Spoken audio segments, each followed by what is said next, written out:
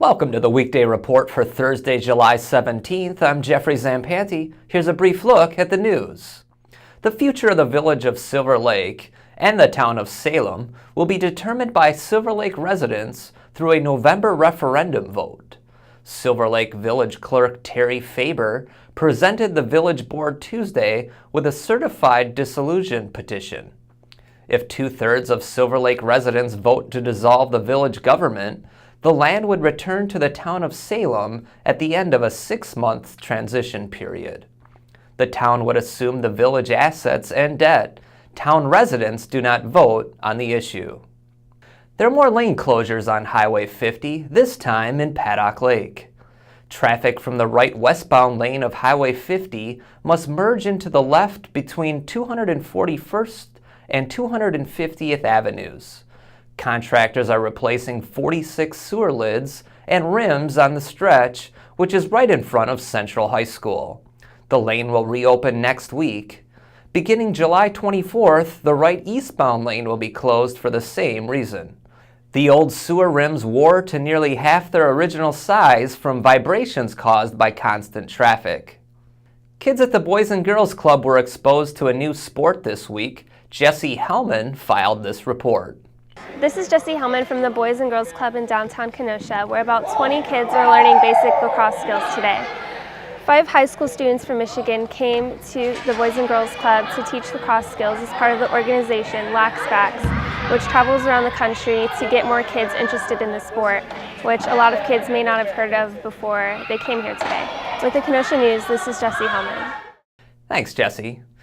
The Kenosha Police and Fire Commission went into a closed session for nearly 90 minutes this morning before deciding to terminate firefighter Matthew Spidell.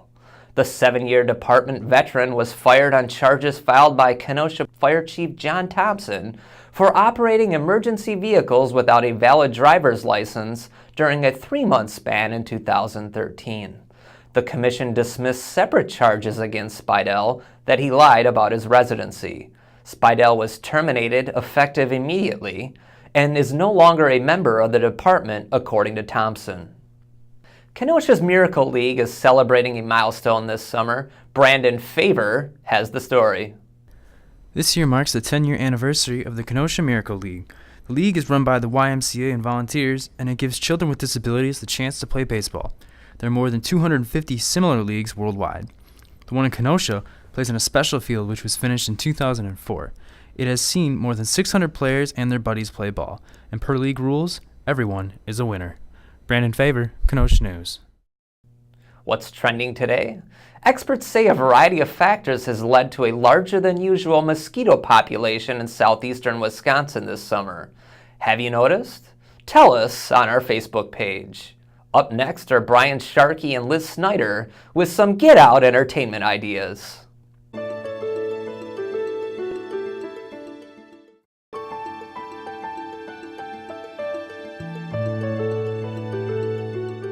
Hi, I'm Brian Sharkey. And I'm Liz Snyder with your entertainment news. And Brian and I today are standing outside the Civil War Museum and the Public Museum. That's because this Sunday is the Friends of the Museum's Art Fair.